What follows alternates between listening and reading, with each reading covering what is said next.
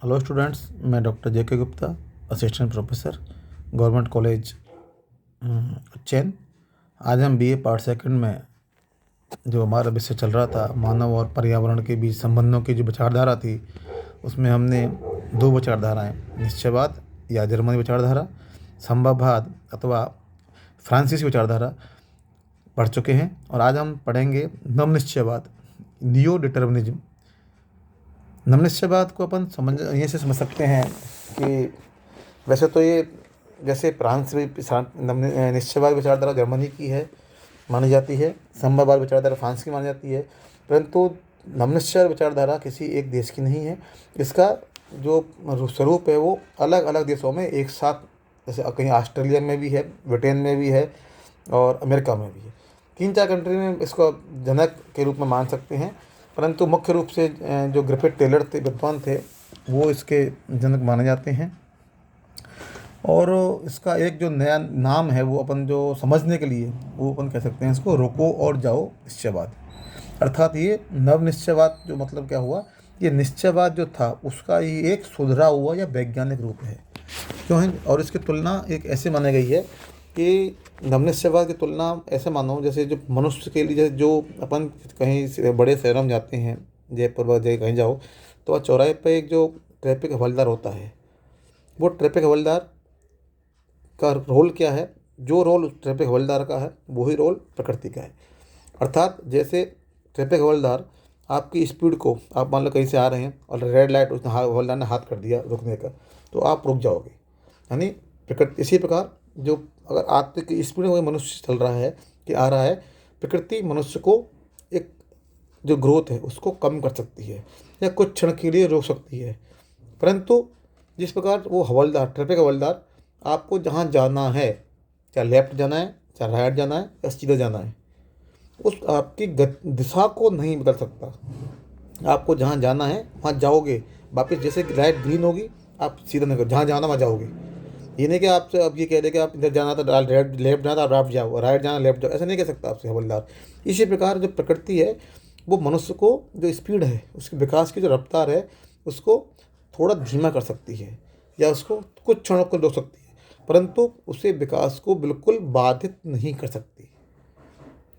अर्थात वो मनुष्य को कुछ क्षण सोचने के लिए मजबूर कर सकती है, परंतु अगर मनुष्य को लगता है कि उसके विकास की दिशा सही है तो वो उसकी दिशा में आगे बढ़ेगा।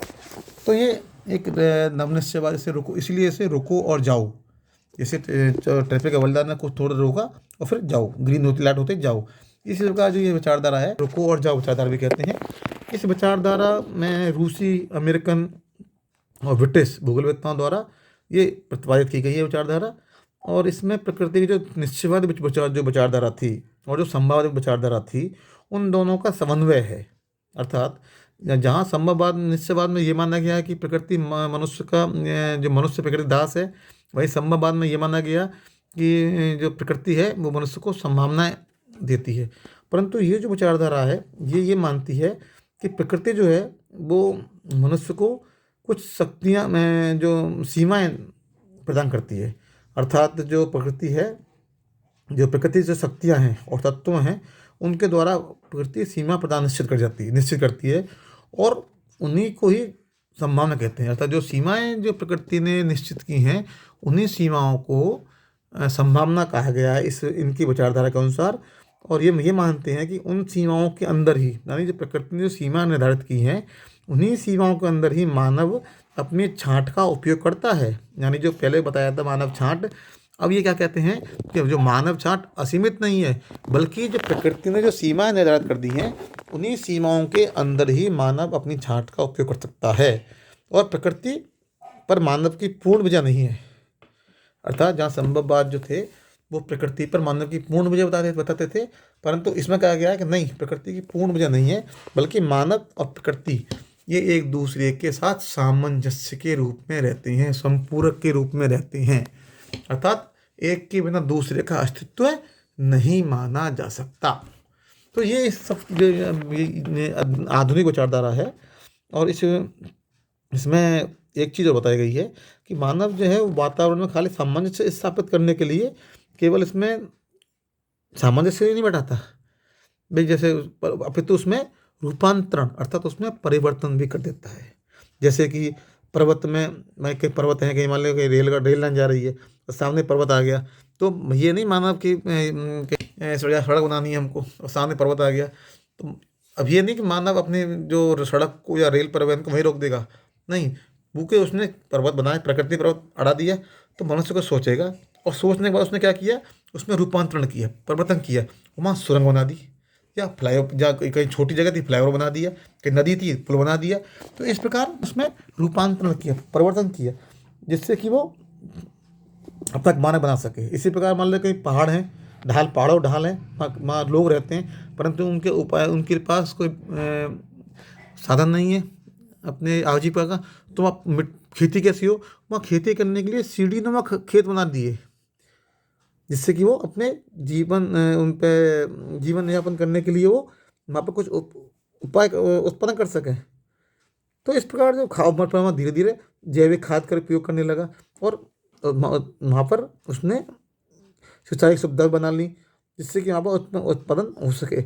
इसी प्रकार जो गर्म प्रदेश हैं, गर्म जलवायु प्रदेश हैं, जैसे मान लीजिए अपन सपोज आज रेगिस्तान है, अगर आपसे कहा जाए कि आप रेगिस्तान में रह सकते हैं तो आप नहीं रह सकते, परंतु जब मनुष्य ने देखा भाई रेगिस्तान में तो टेम्परेचर 40 डिग्री 50 डिग्री तक पहुंच जाता है, तो वहाँ रहना भी जरूरी है। क्यों, वहाँ पर क्या, आज जैसे अभी आप पता होना चाहिए राजस्थान तो जैसे तेल का भंडार है, मिले हैं, तो अब वहाँ लोग कैसे रहेंगे, लोग तो फिर रहेंगे क्या, वहाँ तेल के भंडार है, तेल तो आज के समय में सबसे महत्वपूर्ण चीज़ है। तो वहाँ उन्होंने क्या किया, वहाँ एसी लगा दी सब, हम तो ठीक है सर, आप 50 टेम्परेचर कोई दिक्कत नहीं, हम तो एसी लगाएंगे, और एसी लगा आप रह रहे हैं, आप आराम से निवास कर रहे हैं।